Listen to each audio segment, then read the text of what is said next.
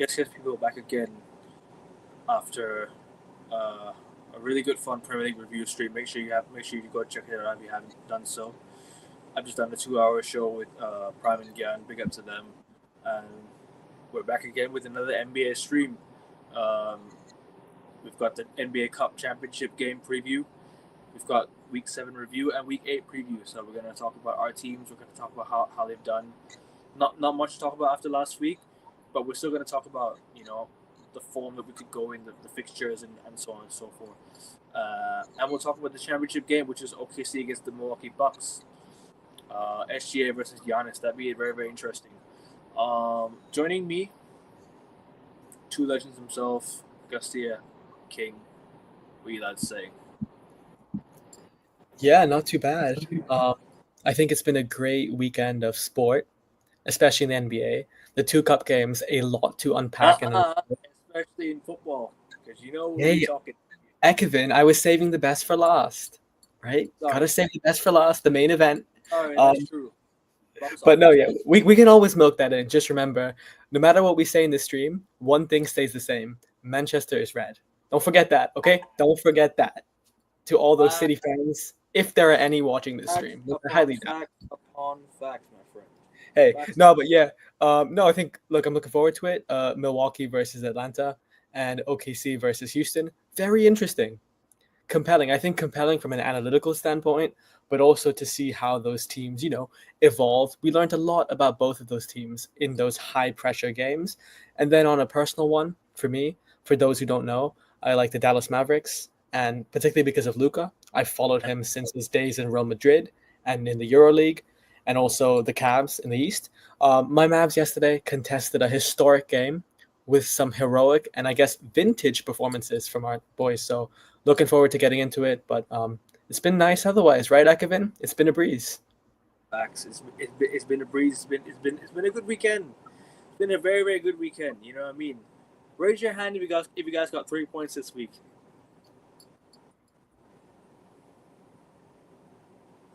Thought so. You know what I'm saying? Hold that city. Anyways, lads, before I start the stream, before I continue about the NBA, I just want to big you guys up because it's been one hell of a ride in 2024. I've officially reached 100 subs.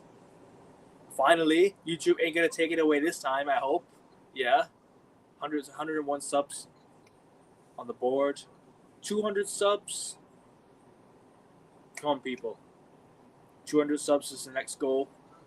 Then the next 100, then the next 100, and then the fifth one is the most important one, the monetization of 100. So we need to get to that one. That's the goal next year. But people, I just want to big you guys up. Thank you guys for the support as always on the channel. Thank you guys for always keeping it respectful, supportive. Thank you for being on the channel. Thank you for being a part of the channel because without you guys, I wouldn't be where I am right now. Obviously, 100 is not much. But it's something to start off with because you always got to start somewhere. And yeah, the YouTube journey is only going to get kickstart right here. And the goal was to reach 100 subs before the end of 2024. I've got there. Now we push on. And I can only thank you guys for your utmost support, lads. You too as well. Thank you guys for your support. And yeah, let's get started. NBA stream. I guess and King. I have to go over to you because I haven't asked you how you were before, and yeah. In terms of basketball, my team didn't really play, so didn't have anything to root for in terms of the Sixers. But the Cup semi-finals were two great games, four great teams, and we'll discuss that and more. Looking forward to the final. It's going to be interesting to see who comes out top of the NBA Cup. And yeah, just it's going to be another great stream talking about basketball. It's been a great season so far. A lot of twists and turns. It's trade season, so a lot of movements going to be happening soon. So going to see what these teams are about to do as well. But yeah, excited to talk basketball. Hey King, I think it's a blessing in disguise the Sixers didn't play. because Yeah. Just more depression for me. This is the only support that's letting me down right now. So, it's all you win some, you lose some. it's all for the plot king. You can't be perfect, right? You got to have the ups and downs. It makes Yeah. the victory much more sweet. Exactly. Facts. But yeah, let's get started because we were talking about the NBA Cup in the past few days. Let's talk about our teams because obviously Sixers didn't play, but you guys played one game against the Pacers, didn't you? Or did you play against Because I remember you guys played one game, and then that was all I could remember, to be honest. I don't think we've played for a while. To be fair, we're still on. Now you played the Pacers on Saturday, and then you played last Monday against the 70s, and you played against the Chicago Bulls. We already spoke about that game. Yeah. But Did we speak about the Pacers? I'm pretty sure we spoke about the Pacers. No, the Pacers just won. Oh yeah, I think we did. We did the show on Saturday, didn't we? So yeah, we just spoke about the Pacers. So yeah, the next game is tomorrow, I think, or this evening. Might as well just preview the game, to be honest, because this week's been a weird week. Like it's all NBA Cup really. Our team barely ever played. You've got Hornets back to back again. So you've got Hornets back to back. Then you've got the Cavs. Then you've got the Spurs, and then you play the Boston Celtics on Christmas, and then you play the Jazz, and then you play the Blazers, and then that's 2024 for you. King, talk about your next. Just talk a bit about your next game.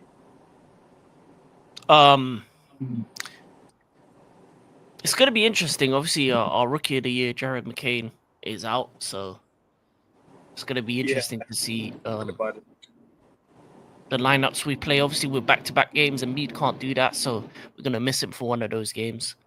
We just need PG and Maxi to step up and show out. We need to win games. No messing about no more. Philly 76ers are letting the city down. The Eagles are flying in the NFL, so I'm going to need this NBA team to start flying as well. We just need to win games. Against Charlotte, they're not a great team, so it's the kind of thing where you gotta win both and just keep on trucking. Because at this rate, if we lose any more, just trade away a superstar and tank for the rest of the season. Because at this rate, we might as well just look to next season if we lose any more games, especially if we lose to Charlotte. No, I hear that. Do you think you beat the Hornets? We should beat the Hornets. If we don't, then end the season. No, I hear that. I reckon you'll beat the Hornets. I reckon you will. Do you guys play any other games this week other than the Hornets? Let me have a look. I'm not sure because it's Christmas time, isn't it? So there's a couple weekdays you miss. We also got the Christmas games. You play the Hornets back to back, and then you play the Cavs. And then we play Spurs. I don't know when's the next time we're talking about stuff. If we're talking next Monday. So back to back Hornets and the Cavs. So 2 out of 3 wins. I'm hoping. I'm thinking we need to win back to back Hornets and then. I reckon you'll beat Hornets back to back, and then the Cavs. I think you'll lose that one. Yeah, we'll lose that one. Yeah, I reckon the Cavs on the road will be tough. We can beat them if we have Embiid, PG, and Maxi all on form by then, but who knows? Because I don't know. I don't really know what my team's doing at the moment. And as I said, the coach isn't good. I don't like him. I don't like his rotations. So, yeah. lose any more games, we need to move on from him, because it's gonna, at this rate, if we go to like 20 losses in the season, which we can, especially because after we got Cleveland, then we have Spurs, and then we have Boston in the Christmas game. If we lose 3 in a row in that period, yeah, all change. We need to make big changes, because it's not going to be a very happy Christmas in Philly, and the fans are going to let you know that it's wrong. Get booed out the building if we lose to Boston on Christmas Day, and it's badly. No, but that's in Boston though. That's not in Philadelphia. Ah, damn it. That's a shame. I wish it was in Philadelphia, because then I need the hate. I need Nick Nurse to know his job ain't safe. No, I hear that. But trust me, NBA fans are different though. They're not football fans where they're just gonna let everything slide and clap after the game after a loss. In NBA, the fans will boo you out of the stadium if you lose. Because especially my Boston Celtics, we had one of the most loyal fan bases in the world, But guess what? Our fans love the players like anything. But when they put on an embarrassing performance, they will boo you. They will boo the whole team out. And the team will and they will let the team know that they were not happy. That's what the fans will do nowadays in NBA. They've got American fans got standards for their franchises. They have. It is what it is, but yeah. I guess what are you saying about the next Philadelphia fixtures? Or what are you saying about the Sixers in general? Because they've got the Hornets back to back, then they've got the Cavs. I would be more surprised if Embiid, Maxey, and PG were on the floor at the same time than if the Sixers won all 4 of their next games. At the moment, I think the fitness is that dismal. It's such a tragedy and shame that Jared McCain is out for at least the foreseeable future, if not the remainder of the season, because I think, without a shadow of a doubt, he was comfortably my Rookie of the Year pick. If I'm not mistaken, he had a stretch when he replaced, I guess when he basically took most of the load. When Maxey and Embiid were out, he went around 6 games in a row with 20 or more points. Correct me if I'm wrong, King. It was something like that, and that's a record for NBA rookies. LeBron didn't do that. Nobody did that. So Jared McCain was doing unprecedented things, and he's very, very talented. But it's a shame he's out. So what happens to the Sixers? Yeah, sure, you can get wins in the short term, but I look at the stature of Philadelphia, and King made a very good point here. Philadelphia is known for 2 things: big market and also standards. You've seen the way the fans treat players. Ekevin, you mentioned sure standards across the NBA may be higher than Premier League, for example. Oh, easily higher, way higher. Sure, but Philadelphia is a different level. It's on steroids, standards on steroids. So the way they treat the players, they treat them with hostility if they don't perform to their level. That's fan base, by the way. That's every fan base in the NBA. Well, at least the bigger teams like the Celtics, the Lakers, the Warriors, maybe, the Heat, the Bulls. Those fans have the elite standards. Like the fans with the teams who have the most championships will have the higher standards. The Celtics fans especially, because when I watch Celtics games, when we lose in a poor way, the Celtics fans are not gonna give you a good buzz. They're not gonna give you a good sign. Like they're not happy, but they'll still but the love and the affection that the fans show to the players in the NBA, trust me, it's different. But they'll also show accountability and standards. That's what I like about the NBA and American sports fans. But go on, bro. Sorry to interrupt you. No, I completely agree. But I think anger is also circumstantial in a way. And you look at the Celtics, if you were to get blown out in your next few games, yes, there would be some apprehension amongst your fan base, especially among a fan like you who has the utmost standards, want to win every single game. But for the Sixers, it's different. You look at the amount that's been invested in them. They've had so many different phases of trusting the project, and none of them have amounted to a championship, let alone a conference final. So unlike teams like the Celtics and the Lakers, who have experienced success under this regime, if you want to call it. The Sixers haven't. And Joel Embiid barely plays. He cannot play more than 3 games at a time, it seems, before he gets injured. And that is not disappointing. That's outright untenable. That's unacceptable. So I think going back, I'm going to reiterate and reinforce what I said in the last stream. If you're the Sixers, I think you have to move away from Embiid, surely, right? Surely there's no point in coming back because it didn't work out. And also for player and Ross and franchise, I don't see any way it will work out as him being the superstar because it's run its course. So Embiid has to go. What the Sixers have to do is what I have to do in my NBA fantasy team, which, by the way, let me add to those who've been paying attention. I have to brag. Hey, Ekevin, I beat you. I beat you again. You're on mute, by the way. Congratulations, what a trophy. Yeah, I mean, hey, we've been playing our league for almost the decade, and I've won every single time. 70 different competitors. Bro, fair play. So yeah, I do have the trophy. But no, I mean, it was tough. It was tight. It was tight, Ekevin. I'll give you that. But the one player letting me down on my team is Joel Embiid. One player who let me down was Jaylen Brown today. Let me down big time. And also, Miles McBride, I cut him already. I hope I can get someone from the waivers, but we'll see. There's one player on your team that was going to give me a cardiac arrest. I like him. Obviously, he's my favorite player.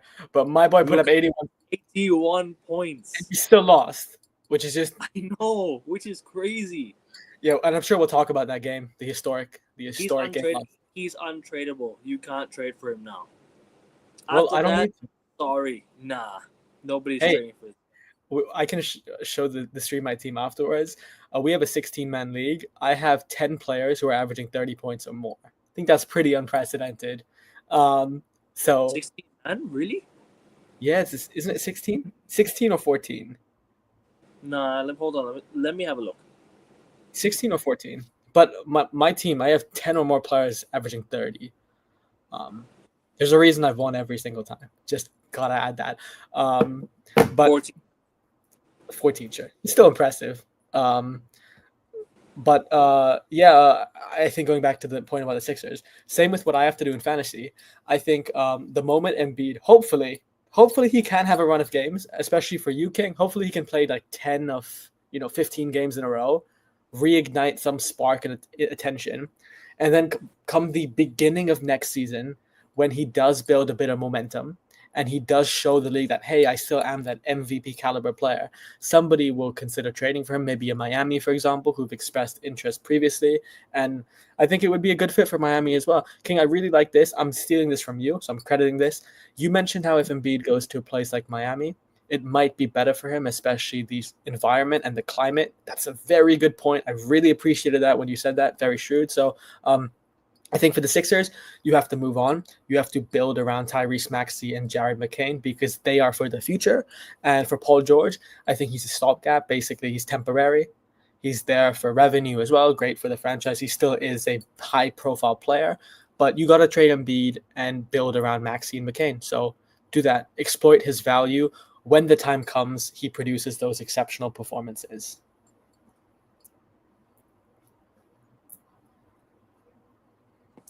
Yeah, I hear that. And yeah, that's the Sixers. But do you think they'll beat the Hornets and then they have the Cavs as well? They have the Hornets back to back, and then they have the Cavs. What do you think of that? I reckon that they'll beat Hornets, and then they'll beat both Hornets. They'll win both Hornets games. Excuse me. See, let me say it again. They'll win both the Hornets games, but they'll lose to the Cavs. What do you think? I have no confidence that the Sixers can win many games with Embiid and McCain out. So I think they'll definitely lose to the Cavs because the Cavs are 8-2 in their last 10. And Ekevin, can I just ask you, is it home for Cleveland or away? Home. Oh yeah, Cleveland they're the best home team in the league, I think, this season. So I think we're 10-1 at home. How many home games have you lost? Only one, right? I feel like it's 14-1. Sorry. Yeah, the Celtics have lost how many home games this season? We lost to the Warriors. We lost to the Hawks. We lost to. You've lost 3. We lost to the Grizzlies. No, the Cavs. There's one more. No. There's another one. I don't want to interrupt, but I just checked, and the Cavs are 14-1 at home. The Celtics are 11-3. Right. So we lost to the Warriors, we lost to the Hawks, and we lost to Grizzlies. So yeah, and I see the Cavs winning for sure. You got to beat the Hornets because the Hornets are also injury FC, right? LaMelo's out, so yeah, you should win tonight. You have to win tonight. But King, I want to ask you real quick, what are the Sixers' objectives this season? Like, what are the objectives? Is it tank? At this rate, surely not now. At this rate, it has to be tank because Nah, it's too early. It's too early to tank. no, it It's isn't. early. With double figures losses at this stage, I reckon you For start me- in March, bro.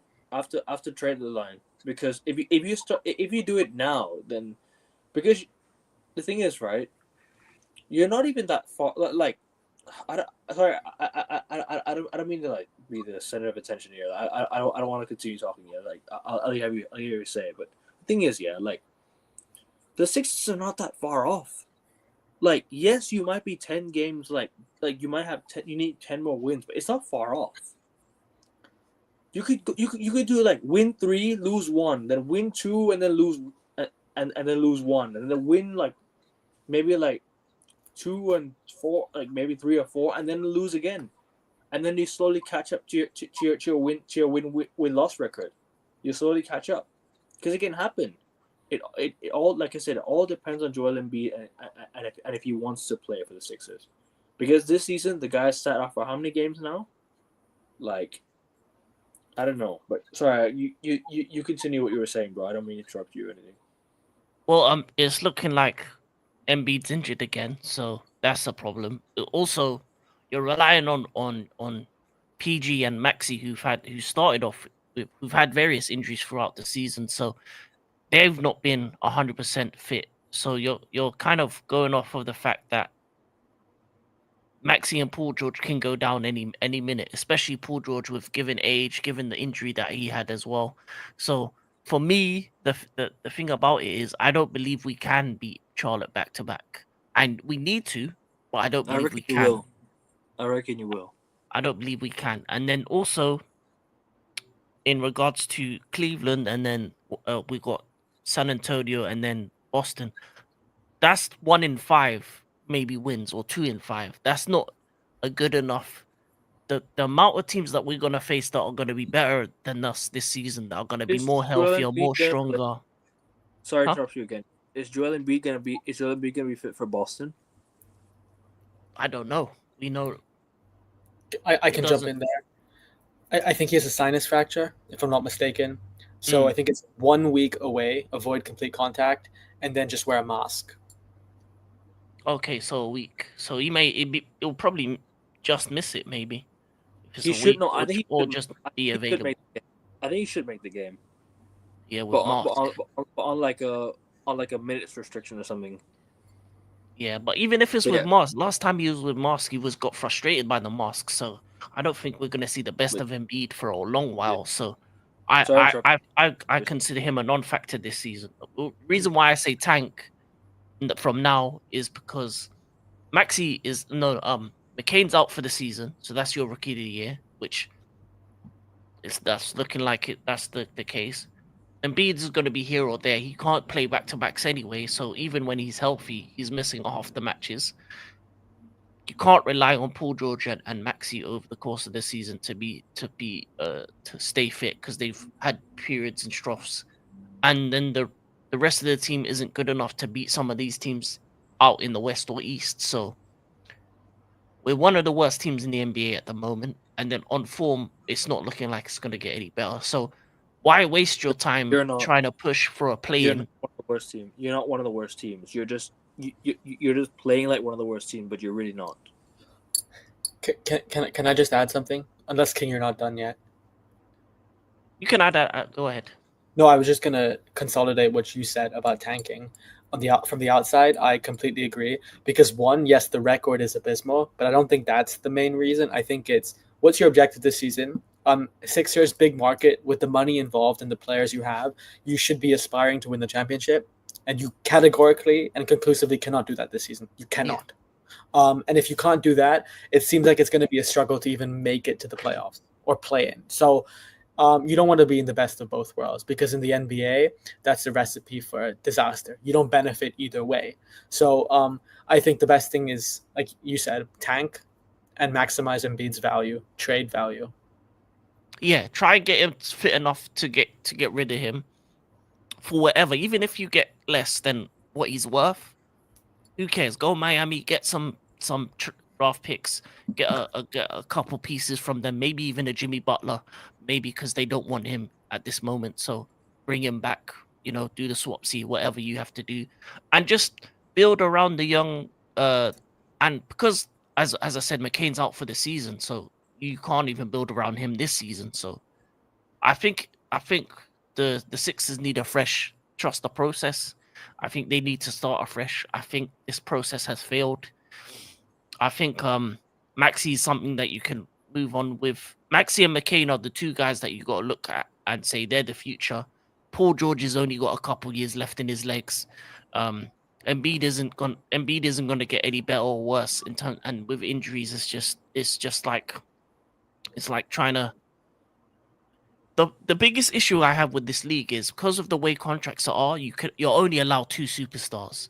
And if one of your superstars is injury prone and the other superstars is Paul George, who typically doesn't even do well in the playoffs anyway. So what we're doing here, we go to the playoffs, we're probably or play in, we'll lose. So as far as I'm concerned, build for the future, look at the draft situation, see if there's good names that you can get out of that hat, and build towards a future without Embiid and Paul George, and look to your young players, McCain and Maxey, and build around them. And I think Maxey is good enough to be a superstar, because I think he has the potential to be similar to the like of a Dwayne Wade type player if given a good enough big next to him that is healthy, that is around, that is giving him that support. And Embiid isn't doing that this season. So for me, I'm the kind of person like, if you can't win, then lose. You know what I mean? Especially the way the American system works. What's the point of getting a play-in? To do what? To lose a game, or to go to the playoffs round 1, face the Celtics or the Cleveland Cavaliers, get blown out 4-0 for what? For Embiid to be half healthy during that playoff run, maybe have one good game where he hits a 40-point, you maybe even get a 4-1, a gentleman's sweep. For what? What am I doing here? Like, I want titles. I want NBA cups. I want championships. This team ain't doing that for me. So, destroy and rebuild and get rid of Nick Nurse. Don't bother with the NBA Cup, man. Just talk about championship. Can I just say something else about Philly, real quick? Let King finish his point first. Oh, no, I'm finished. Yeah, destroy and rebuild. Yeah. He ended it on a good mic drop. It's a good clippable moment there. I just want to add, just looking at it retrospectively, the fact that the Sixers' best superstars in the last few years have been Joel Embiid, James Harden, Paul George. Those are the people who are supposed to carry you to the championship. With all due respect, very good players. At their ceiling, they are very good players, some of the best players in the NBA. However, historically and recently, none of them have proven their credibility at the highest level in the playoffs. So the fact you're relying on those three in one of the most competitive NBA eras ever, man, it was going to be a recipe for disaster. The same as the Clippers as well, relying on superstars that are either injury prone or don't produce it when it matters. So I think that was it's easy to criticize retrospectively, but even prospectively, I think you could easily see the Sixers were not built to win the championship. When you have players like Giannis, Luka, Jokic, LeBron at your apex. Yeah. Can I add to that, actually? I think the 2 biggest mistakes the Sixers made was keeping Tobias Harris over Jimmy Butler and believing in Ben Simmons. I was also going to say that. Yeah, you should never have kept Tobias Harris over Jimmy Butler. That was a complete fumble. Let him go to Miami Heat, and he nearly won championships with Miami Heat. That was a howler, because his link up with Embiid was special, and we nearly even got something from, if it wasn't from that mad shot from Kawhi, and then believing in Ben Simmons too long. I think it took too long to get rid of him and move on from him, because How can you be an NBA player that's afraid to shoot? Like, really? Is what is it with us and having these rookies that are afraid to shoot? Simmons, Fultz, like at least now we got guys that are that can shoot with McCain and Maxi. But man, being afraid to shoot in the NBA and we're getting paid all that money. Ben Simmons is a scrub. I hate that man. Anyway, that's what I'm just gonna get more annoyed. I'm gonna get more annoyed talking about Sixers. So move on. You need to build around McCain and Maxi. Them two are the proper players that the Sixers should actually build around. Maxi, I don't know where you guys got him from, but very good pull, very good pull though. And McCain, good, obviously a good selection, and yeah.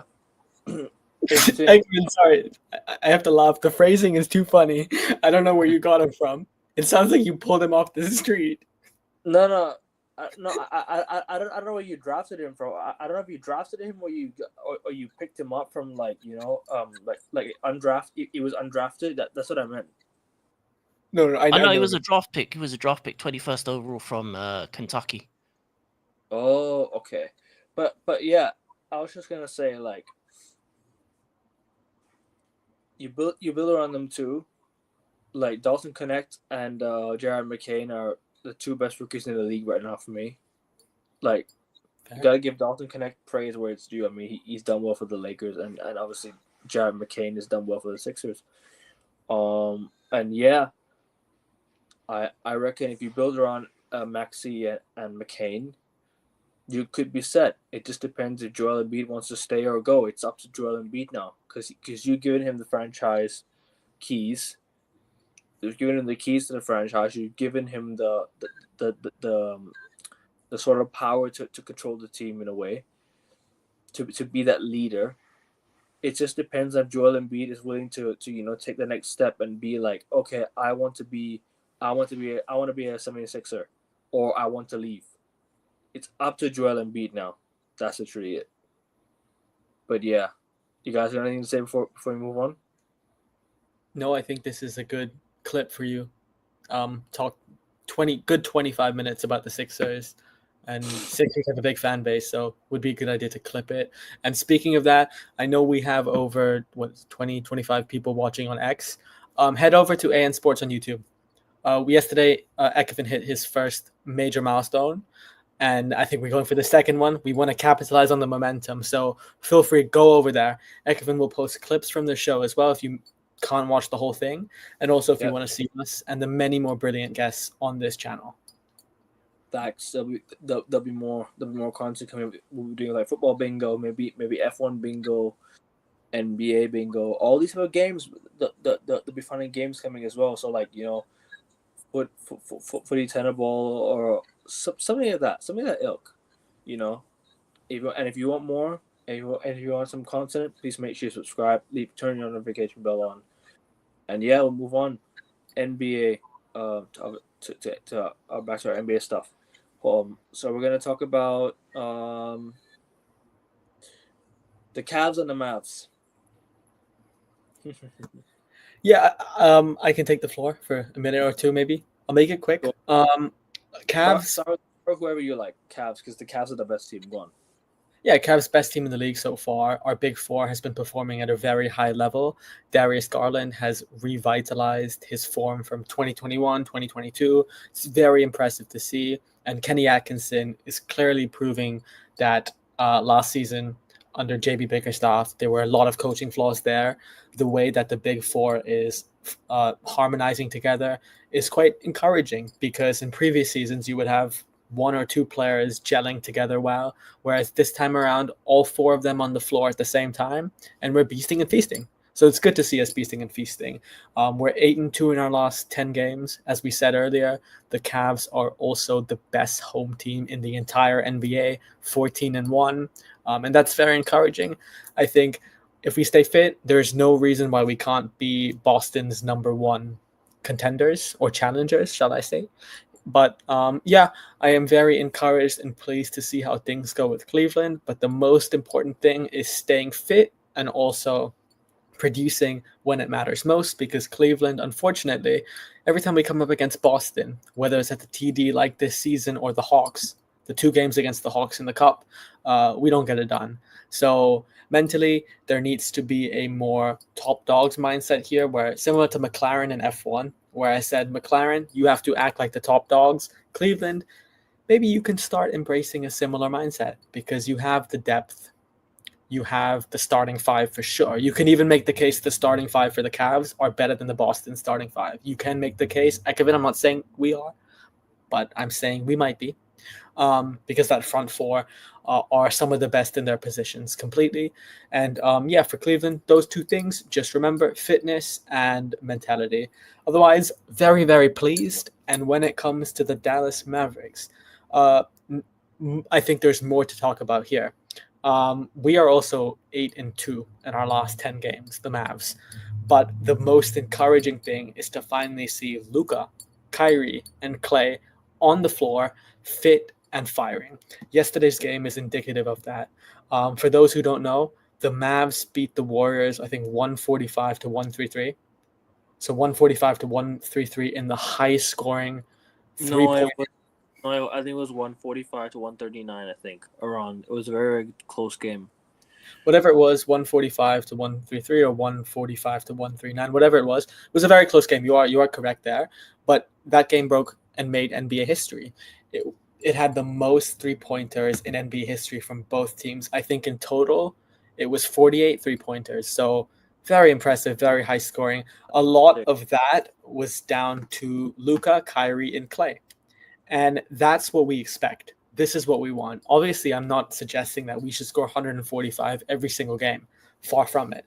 But with those 3 on the floor and Luka's playmaking ability, especially to lob and interact with the bigs like Gafford and Lively, there is no reason why the Mavs cannot average 110 points per game. There is no reason. And yesterday, I mean, Luka's performance, finally he's fit again. This is the Luka that we know. I firmly believe that Luka and Jokic are the 2 best players in the league, and Giannis. Those 3 are in a league of their own compared to everybody else. Push comes to shove in terms of ability today. And Jason Tatum. I think Jason Tatum is a very good player. He doesn't have many flaws. He's better defensively than Luka, but I just think those 3 at the highest level. I know Tatum has just won the championship, but you look at the supporting cast Luka, Giannis, and Jokic have had. They are just a little level above Tatum. But Tatum can get there. Tatum was the supporting cast for his team. Yeah, and Tatum has the best supporting cast, one of the best in NBA history. So I think another 1 or 2 seasons of Tatum at this level, Ekvin, I would agree with you. But today I still think Jokic, Giannis, and Luka are just that tier.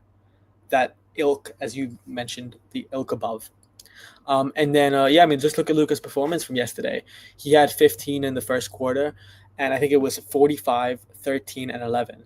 That's otherworldly. That's what we know Luka to do. He's done it at the Olympics. He's done it at the EuroLeague. I mean, he and Michael Jordan are leading most stats when it comes to first 5 postseasons in NBA history. So Luka is easily one of the greatest offensive players of all time. And when he's fit and firing, there's no stopping him. There's no slowing him down. And Kyrie, let me give a special mention to Kyrie. Kyrie has been ultra durable over these last 2 seasons or 1.5 seasons because he has barely missed a game. He's only missed a couple games this season, and he's in Texas, a state that he's allowed to a little bit express himself more freely. I'm not saying good or bad. I think it's good, but so Kyrie's staying fit. Kyrie's and Luka, Batman and Robin dynamic is finally flourishing, and Clay with a season high of 29 points. Good, that's what we expect. He's going to get a lot of uncontested looks. He just has to be 30% of what he was at his peak, and the Mavs are easily one of the best teams. So we're already 4th, despite some slumps. We are 4th in the standings. So I think we continue to look up, and I see no reason why, if we're fit, we cannot contend for the title. So yes, the Cavs are encouraging, but I would say today, if I had to pick in a head-to-head showdown, the Mavs are the better team. Mavs are the better team. I hear that completely. I mean, I echo a lot of what you said about the Cavs. I mean, they definitely could be a threat in the East. It just depends on whether you can stay healthy or not. And also it just depends on whether you can get whether this form can continue the consistency, because it's Kenny Atkinson's first season, isn't it, as a Cav? So yeah, experience might be a factor. Oh fucking hell! What the hell is going on? Sorry about the people. Oh, good man, it happens. I hear something outside as well, so it's not just you. That's why I smile. Nah, I was fucking loud, bro. No, I heard that right outside my door as well, right before you. So I don't know what's happening. Nah, that's mental. But yeah, as I was saying, it just depends whether the Cavs can use their experience, because experience might be an issue for a certain for certain players, or not certain players, but maybe for Kenny Atkinson, because it can you remind me where he was before he joined the Cavs? He was an assistant to Steve Kerr at the Warriors, so he has championship experience, and then he was responsible for developing a lot of Nets players at Brooklyn. No, I hear that completely. I hear that. And So Brooklyn State. No, I hear that, but this is his first season as a head coach, isn't it? So yeah, he's... No. He was head coach of the Nets for many seasons. Oh, okay. Fair. Thank you for correcting me there. But yeah, obviously, it just depends, like I said, on the experience that Cleveland have, because they need Donovan Mitchell to get far in the playoffs. But like I've said before, they don't need Donovan Mitchell to make the playoffs because they have a good team already. It's assembled, but they just need Mitchell to get far in the playoffs. But can experience be a factor in Cleveland's run to potentially the NBA Finals? Maybe, because at the moment right now the Celtics have it all, right?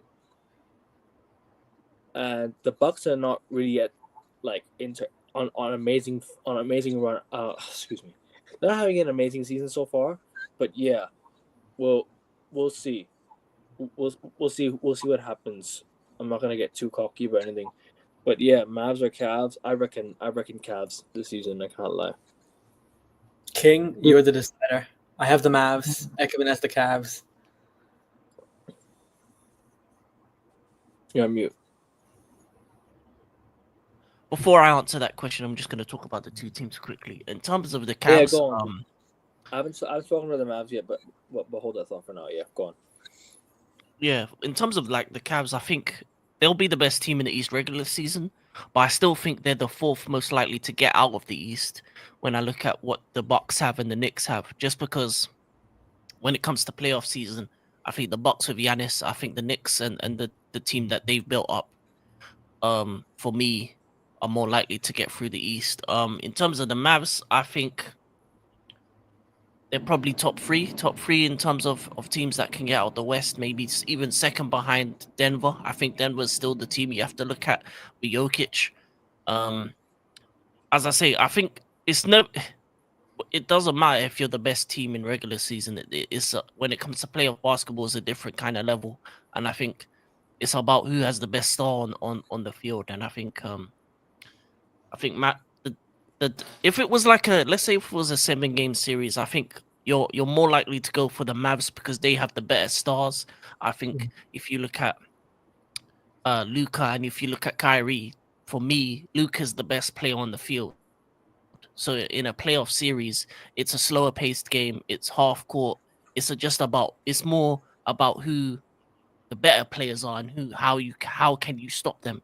And I think it'll be very difficult for Cleveland to stop the Mavs, especially with the likes of Luka and Kyrie that can get you 30 apiece. And then if you try and stop them, then you got the likes of Clay, who's a lockdown shooter when he's on fire. So I think it would be a 5-6 game series, but I think the Mavs are the better team and the better suited to playoff basketball compared to the Cavs, in my opinion. And I think the Mavs are more likely to make it all the way to the finals than the Cavs. So that's how I look at it. But both great teams, both top 4 teams in their divisions in terms of the East and the West. And the Cavs are for me are a young team, so they have potential for growth in the next couple of years. I don't think this year is going to be their year, but maybe the year after that or the year after that. And then with Dallas, it's more of a win now kind of thing because Kyrie's only got so long, Clay's only got so long. So I think you're looking at 2 teams that are in different kind of pathways, and I think Dallas wants to win a title sooner rather than later. And I think with Luka, a man who's been winning from the age of like 18, 19 in Madrid, I think they have all the potential to do that. So yeah, it'll be interesting to see what happens this season. But I tried to back my boy Luka in the NBA Cup. I'm gonna back him again to win the championship sooner rather than later. I think he's the best player not to have a chip on his name, and I think it's about time that he does that. So yeah, Preach. that's what I'm gonna say. Yeah, I'll So, just make it. Sorry. No, go on. Good. So Mavs No. in 6. Yeah, I'm just gonna echo everything and say 3 things very quickly within a minute. Experience, extraordinaire, and mentality. Experience, the Mavs, this core has more experience, push come to shove, at a high pressure game, and they've done it more frequently when the pressure's at their highest. Whereas the Cavs, like I said, have folded against the Hawks and the Celtics. Every time they're called up to the challenge this season, they fold. Second, extraordinaire, as King just said, Luka is the best player on the floor. By far, you can't stop him. Kyrie, Luka, the fact that Kyrie is the second option as well, you can't guard Kyrie. Best ball handler maybe in NBA history, alongside Allen Iverson, and the fact that Clay is going to get a shit ton of uncontested looks makes him a threat. And what I would also add is, Cavs, their twin towers, Allen and Mobley, will be a threat against everyone. But the one of the few teams they would struggle against in a hypothetical series would be the Mavs, because Gafford and Lively can do it.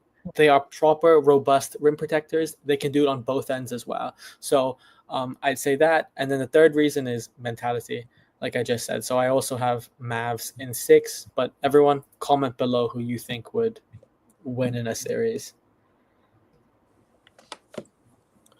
I have to speak on Dallas as well because I haven't spoken on Dallas yet. I'm going to make it really, really, really quick, yeah, because we have to move on to the next topic. Dallas Mavericks, I think look very, very, very good right now. Obviously, Kyrie, very, very, very good player. Clay has come in with a bit of experience. Luka, just the player he is of his caliber. I can't really say anything much about it, to be honest. I'm just happy with the way that I'm happy about that. I think Mavs should be happy with the way that they've been going in the last few months, because obviously they came off the back of an NBA Finals and now looking to go again. They've still got the team. They've added Klay Thompson, and they could definitely get back to the NBA Finals, 100%. I think they're the type of team to do that. It just depends whether they can keep the same consistency as last season, and whether you can get past the Nuggets, who are looking good, who will look good in the playoffs. You also have to get past Grizzlies. You have to get past OKC.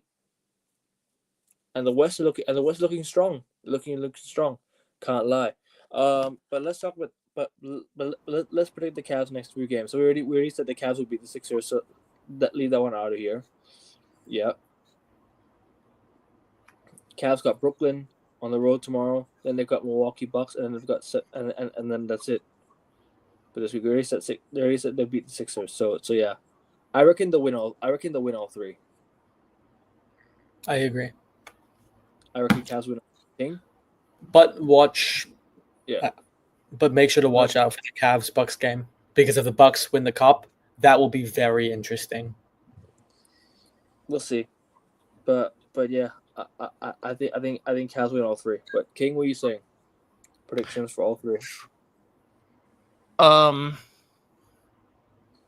Nets away. Nets on the road. Bucks at home. They'll beat the Knicks and the Sixers. The Bucks one is very interesting because obviously it's coming after the cup, so you're either gonna have Bucks that are had a little bit of fun after celebrating the NBA Cup win, or a Bucks team that's going to be angry, that's going to want to prove a point after losing. So if they won, then I think if they won the cup, I think Cleveland will win easily because they'll be hungover, they'll be coming from Vegas, they will not be like 100%.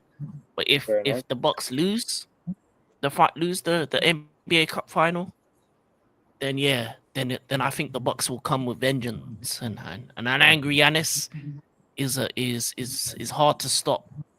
So, and I don't think Cleveland can stop him like that. So, in my opinion, if he's angry and you know and he's had a couple baklava before the game, you know, pumped himself up, and then yeah, so that's going to be a very interesting game to watch, depending on what happens in the results, especially if they lose, because when Lillard and Giannis have something to prove, that's when they show out and show up. So they could easily get 40 each on that game if they want to. So it depends on what happens after the cup final. But we'll talk about the cup final later on. But yeah, Sure. two out of three definitely, 3 out of 3 maybe. That's what I'm gonna go with. I'll go 3 out of 3 for the Cavs as well. Then the Mavs have got Clippers back to back. Ooh, Luka's Suns. The Clippers are back to back. I'm gonna go with Dallas to win both games against the Clippers. Yeah, I'll go one extra. I'll say Luka Player of the Week. He's meeting his sons again. Long time, long distance. So I mean, yeah, Luka will toy with his kids, give them toys, and feast. King. Are they home or away? Is it Home, is it in Dallas? home both games. Oh, Are that's a both in shame. Dallas? Mm. Oh mad! Oh mad! That's a shame. Those Against that's the Clippers. beat downs. That is beat downs. That is No. that is. No, but King, don't you want Luka to silence everyone in LA? I do, The but wrong, I like the this. wrong LA. I like the stadium. The wrong LA. I like, to be honest, the Clippers have the better stadium compared to the Lakers. I'm gonna lie to you. That stadium looks nice. I need to go there. That's on the bucket list. I want to be in the wall doing the madness. But in terms of Dallas, yeah, no, that's back to back beatdowns. That's 20-point up. That's show up and show outs. And yeah, Clipper Nation, it's gonna be a long week for you. It's gonna be a real week after what he did against Golden State. Hey, Luka Magic. Anyway, man. Yeah, man. Outside of my team, Luka's my favorite player. I ain't gonna lie to you, man. He is a one of a kind. I have a Madrid Doncic shirt before he got drafted, and yeah, man. I've been looking at him since. Yeah, man. I think Dallas are doing right by him because they need to. They better put more good pieces around him because he's too good not to have a chip. I'm gonna say it again. Too good not to have a chip. You know what I'm saying? I'm saying, you know what, Dallas? If you need a big man, Embiid's available. You know, you can make some moves. No, I'm gonna pass. I'm gonna pass. If Embiid stayed fit, you know what? Luka and Embiid might not be a bad match, but Embiid's salary and fitness, nah, we'll pass. We'll take Live Dane Gafford. It's not gonna work, but whatever. Live Dane Gafford is a much better combo. Moving on to my Boston Celtics. Look, back-to-back wins. Can't lie. Off the back of a loss to the Grizzlies, and then we beat the Pistons and we beat the Wizards. Bit of a frustrating game today, but we got the job done. We won the game. That's 3 wins in a row in Washington now. Excuse me. That's 3 wins in a row in Washington now. This season already, we played Washington away 3 times and we won all 3, which is class. It was a bit frustrating, but we got the job done. Next, we've got Chicago back to back. We got Chicago away, then Chicago. Sorry, we got Chicago away. Let me have a look. We got Chicago at home, then Chicago away. I'm gonna go with both wins back to back.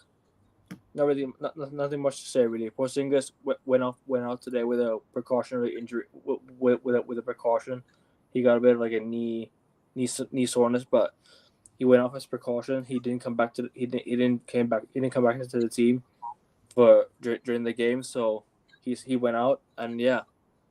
But I'm looking at it right now. He'll be back next game, and I think we'll beat the Bulls both home and away. I reckon Jason Tatum will get back on the 30-point column soon. What are you saying? My championship picks are gonna go unbeaten this week, so I agree. Celtics back-to-back wins against Bulls. King, home and away. Celtics. Not back to back days. There's 2 days. Yeah. Looking at your schedule, I don't think you're losing for a long while. You've got a nice run. You've got a nice run of games. We'll definitely talk about that soon, but yeah. Yeah, over the next couple of weeks, I'm gonna lie, Celtics are need to be blowing out teams, need to be dominating, and yeah, I like their team. I really do. I do hope they do come out the East, and then lose to Dallas in the final. Dallas revenge tour. I'm here for it. Oh, one can hope. One is praying, or two on this stream is praying for that. We'll see what happens. Well, yeah, that's all I have to say about the Celtics. I don't really have much to say. Really, we only played twice this week. I know I sound boring about my team, but it is what it is. I don't really have to talk much. 2 wins. That's all I have to say. Got the job done in both games, and yeah, we move on. Celtics, do your job, do your thing. Beat the Bulls back to back and go into the festive period with confidence, and we can go on a run. But yeah, that's all we have to do really. But yeah, that's all about us. Lakers beat Grizzlies, I guess. Really nothing much to say about that. The Lakers got a good win against the Grizzlies this morning. And anything more? Not really, I guess. About this stream or this week's game? No, just like this week's games. I think nothing much really. And we're gonna talk about OKC versus Milwaukee Bucks now. The NBA Cup Championship game preview in Las Vegas. This is the one we talk about here. OKC, Milwaukee Bucks unbeaten. You know Darvin Ham? Your favorite head coach, right? He's defeated in every single NBA Cup game since joining since nobody, bro. He's one of one. Since he was the head coach of the Lakers, he didn't lose a game, and then he went back to Milwaukee as an assistant again. He was an assistant before, and he went to the Lakers, and he came back to Milwaukee. He's still unbeaten in the NBA Cup. So shout out to Darvin Ham, and yeah, Bucks looking good in the NBA Cup. OKC looking like the bigger threat though, because Bucks are picking up form. They're hitting form now. They're starting to get a few wins. They're starting to string a few wins together, and then you obviously got the OKC Thunder with SGA, who are the third best record in the NBA right now. Nothing really much to say on those two teams. I'll let you guys talk more in depth about them. Go on. Are we gonna review or talk about semifinals? You can go ahead, and I'll just listen. Okay. King, do you want me to go first here? I can briefly. Yeah, you go first. Yeah, I mean, look, I think as King and I both said here, and Ekevin, all three of us have said that semis were very interesting. A lot of new revelations out of that. Bucks Hawks. I think it was a repeat of the 2021 conference finals, if I'm not mistaken, where the Bucks pipped the Hawks en route to the championship win against the Suns. So, yeah, what can we say? I think Giannis, once again, shut up all of us who we have to hold our hands up, accept accountability when we are wrong. We all did say that the Hawks would win, and Giannis proved us wrong, and that's why at the highest level, the biggest difference is arguably the best players, the players that are generational, a league of their own. If I look here real quick, Giannis had 32, 14, 9, and 4 blocks. That is supreme. That is sensational. He was a level above the rest. He was so aggressive, attacking that paint, and he was also quite efficient from the mid-range. And you talk about the fact that he had 9 assists. Crazy. One of the reasons the Bucks, I think, were able to beat the Hawks was that Giannis to Brook Lopez connection, because Giannis fed Brook Lopez many, many times, and Brook Lopez did his thing. And speaking of Brook Lopez, damn, what a Renaissance vintage performance. He held down people like Hartenstein, for example. OKC have some decent bigs, and Brook Lopez was great on both ends of the floor. It was really, really a Sorry, I made a mistake. I just realized what I said. Not Hartenstein. He held down Capella and Okongwu. Bucks versus Hawks. So I think Brook Lopez was very impressive. He was a very good rim protector, very dominant, and as we know, he is also one of the best scoring bigs in the NBA in recent history. So kudos to Giannis, kudos to Brook Lopez. I did also say one thing in the last stream. I completely misread this game. I said that Damian Lillard would be the difference because the Hawks concede some of the highest volume of three-pointers across the entirety of the NBA. Dame, if I'm not mistaken, he did take double-digit amount of three-pointers, 14 to be exact, but he was very inefficient. Sure, he had 25 and 5, but it was very inefficient. Him and Chris Middleton didn't step up to the plate. So really, I think it's a very impressive victory for the Bucks because it was a Giannis show, and Brook Lopez was a good Robin to him. And from the Hawks' perspective, they've been Robin Hood. They've been Robin Hood this season. Trae Young was exceptional on the night. Everybody else, like King, your man in fantasy, Jalen Johnson, was not the best, a subpar performance to say the least here. And everybody else didn't really show up. Brook Lopez contained the two bigs, and Giannis did his thing. So, I'll go back to you, King, about this game before we talk about the second semifinal. Oh yeah, no, I agree with a lot of what you said. I think Giannis kind of like put the world on notice of who he was again. I think people seem to forget. I think because Bucks had a very bad start to the season, I think people forgot how great Giannis can be. Dame was very inefficient with his shooting. I did like what Brook Lopez was doing on the court. I think, he did held it down in the center as well. But yeah, I think it was just I just think it was a game where Giannis just needed to prove to the world how good he was, and still is. He is a former MVP. He is a champion. He has got a chip on his name. So I think it was one of those ones where sometimes you just gotta say, Giannis, you're back. We like that. On the Hawks side, I think they'd be very disappointed. I think they didn't take enough threes. I think JJ was underwhelming. I think outside of Trae Young, I think the rest of the team didn't have a backup in his team. I think he showed out, but I think the rest of his team kind of let him down in a sense. I think it makes sense what happened because I think when it comes to the Hawks, they're still a very young team. They still got young guys. So even with Jalen Johnson, he's only having a breakout now. So in these high, intense games where they're not used to pushing through, where the Bucks have won the championship, where Dame Lillard has shown that when it comes to the big plays that he can be icy cold. You saw the hit over Paul George and Russell Westbrook when they were together, that iconic meme. So I think with Giannis and Dame and the team they have, they just know how to win in the big moments, and ATL still have to learn that. And I think that just comes with time and comes with more and more time in the playoffs. So I think the Hawks need to not be too upset that they lost, but it's just experience is key when it comes to these kind of matchups, especially because this game is similar to how a playoff game would be, and I think in the playoffs it would be the same way where the Bucks would in a 7-game series go ahead of the Hawks just because of the experience factor that they have. They have a coach that's been there, done that, and I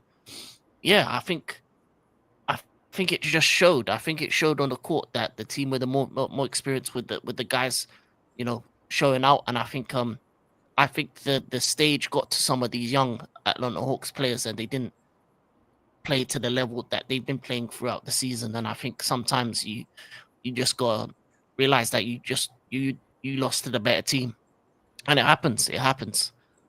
I think the Hawks should be happy that they got to the semi, and I think there'll be a threat in the future. Definitely, I like their pieces. I like the fact that JJ's had a a big blowout season. I like the fact that Dyson Daniels is looking good. I like Trey Young. I like what they have there. They've got a nice young core, and yeah, man, it's just one of those days.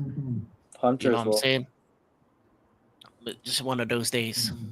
Yeah, because I predict the Hawks to win the NBA Cup because I had a feeling the Hawks against the bigger sides against the bigger and better teams.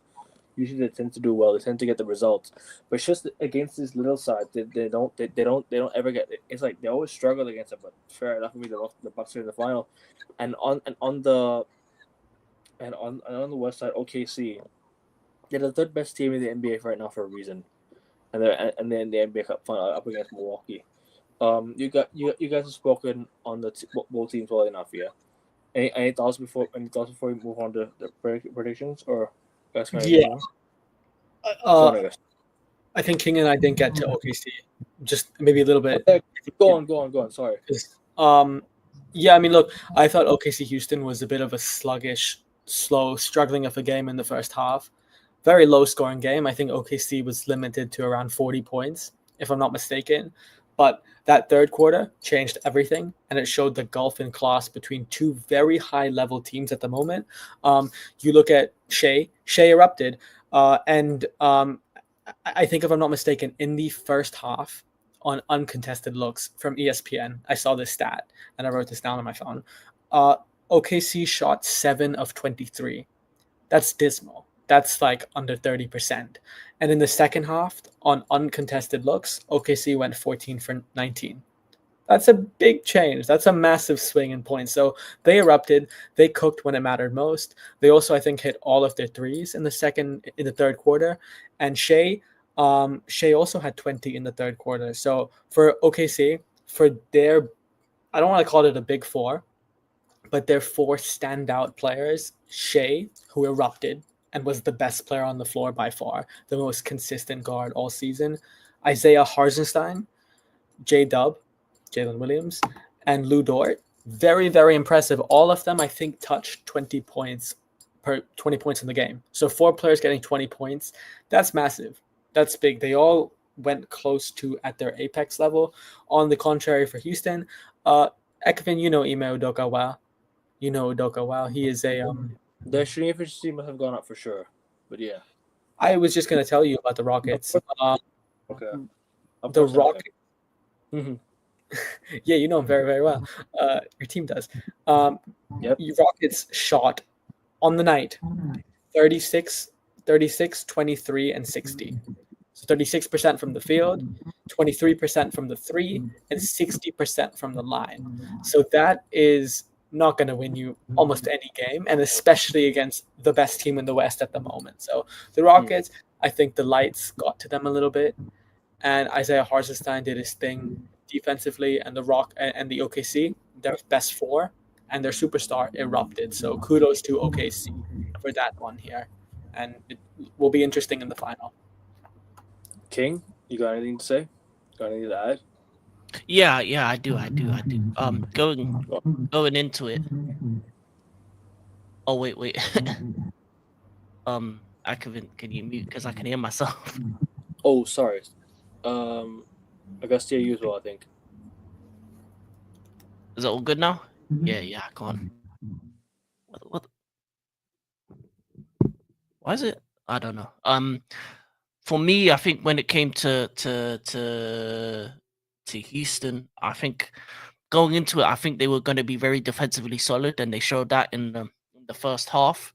But sometimes better offense beats good defense, and I think when it comes to OKC, I think Shea has shown a level of maturity through these games because he's put the team kind of on his back, and tonight I think more against Houston, his cast, his three amigos showed out as well, and I think that's what won them the game. I think their second half performances was next to none offensively. I think Houston was always going to be a tough challenge because they've got strong defense. They've got a lot of big guys and a lot of defensive guys that can stop you in many ways, both inside and outside. So I think it was always going to be a struggle, and that was the first half. It was a struggle, but then as soon as they let loose, as soon as OKC kind of put their offensive weapons to work, I think it was game over from there. Because I think Houston defensively was solid, but offensively, yeah, terrible numbers. And I think as good as a defensive team Houston are, I think they do need to add something offensively into their roster, because I think sometimes in terms of like the games when they're coming against a team like OKC, I don't think they're gonna have a chance in these kind of playoff type matchups, because I don't really see where the points are coming from in their team. I mean, Sengun is someone that's looking good, but if you look at their guards and their forwards, I think they need a bit better around those positions in terms of scoring. Because defensively they're solid, but offensively they were woeful the whole game, in my opinion. But good win for OKC. Shea, big him up. He's my star boy in the fantasy. I like what he does for me. I'm just gonna say it out right now. He's not for trade for anyone. I don't care.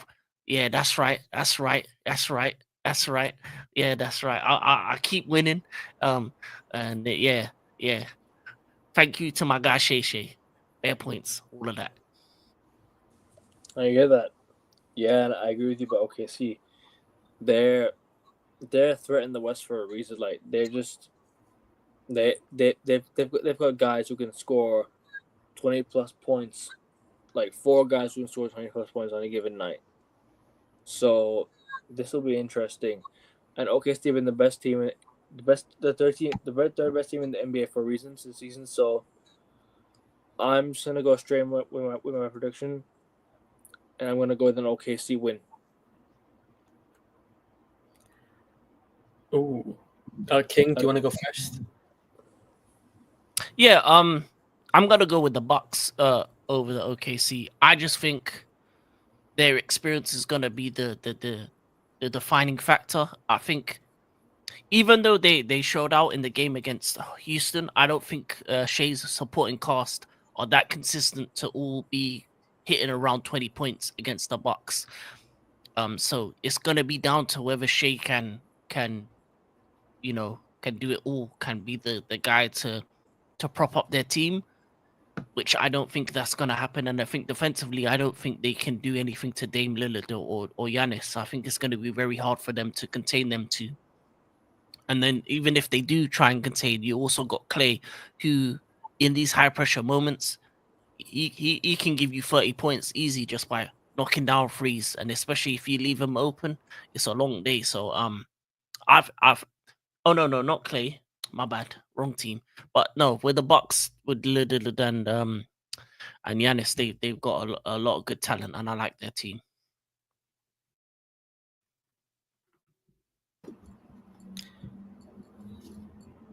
No, I hear that completely.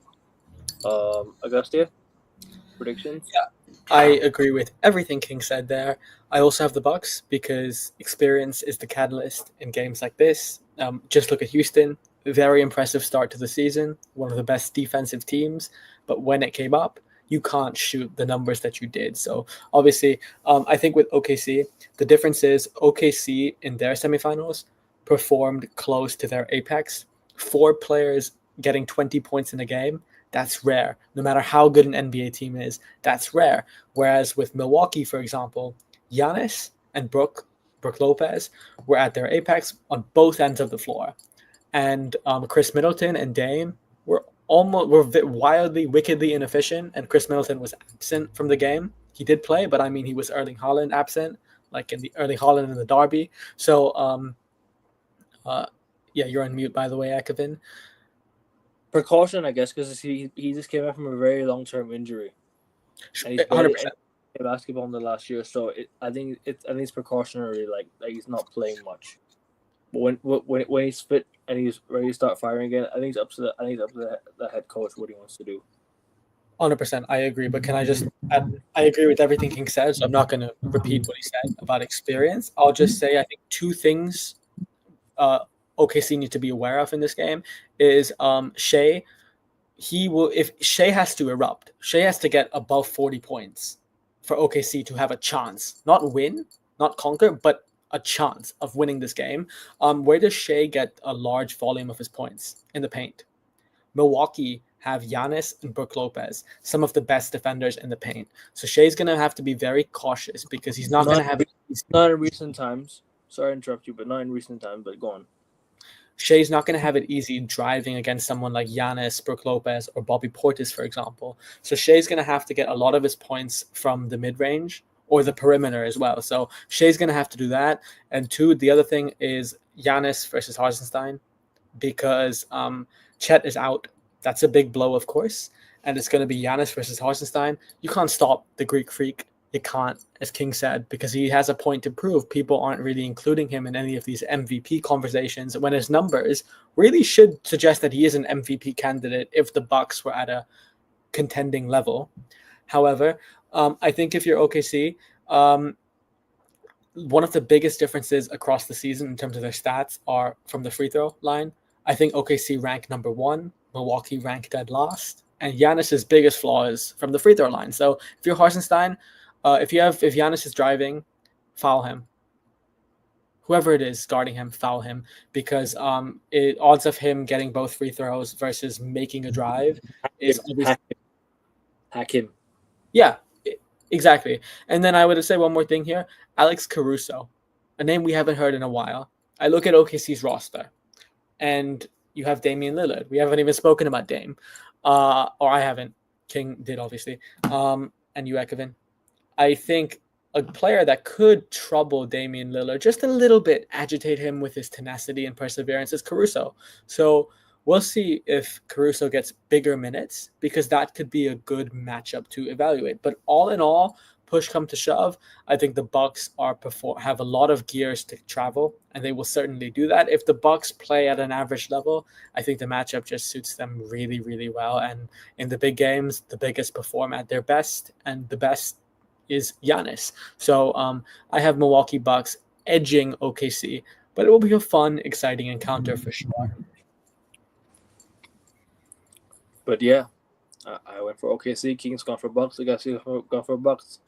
Let us know what you guys think in the comments down below. Let us know your predictions. Let us know what you guys think of the whole NBA stuff. Let us know how your team is doing. Let us know, your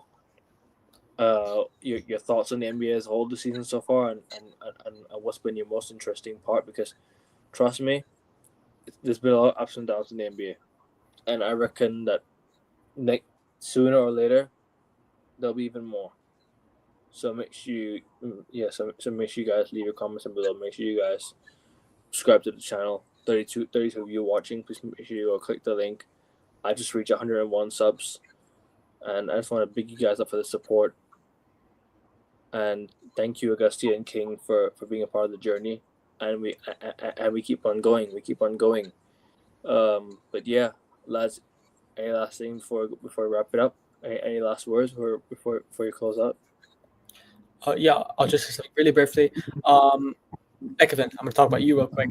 Guys, please follow, please subscribe, because this man Ekevin on my left has been streaming for 4 hours basically today. It's 5 a.m. where we're at in Thailand. So everyone on the channel, especially the creator, their founder, give him a subscription, because it costs nothing. And we over here, we cover almost every major sport. The analysis here is authentic. We're unfiltered. Our content is unfiltered. So we have no big money. We say whatever we want, however we want, and interact with the chat. So we ain't selling our soul for the money. We ain't selling our soul for the pound note, are we? Yeah, or the dollar. Yeah, please subscribe. It costs nothing. It takes less than 10 seconds to subscribe. So please subscribe, especially if you want to hear back from us, which, if I'm not mistaken, I've been this panel specifically, you, King, and I will be back on in the next few days talking about Formula One and reviewing on Wednesday night, I think. Exactly. We'll be reviewing what was historic and heroic. A very impressive season. And nice. Mm-hmm. Hey, that King, any last words before we close out? Anything before we wrap it up? I just agree with everything said. Subscribe to AN Sports, follow. Yeah, we're going to be talking about F1. We'll talk more about basketball. Obviously, Christmas games coming around the corner, so that's going to be very interesting stuff. And yeah, go 76ers.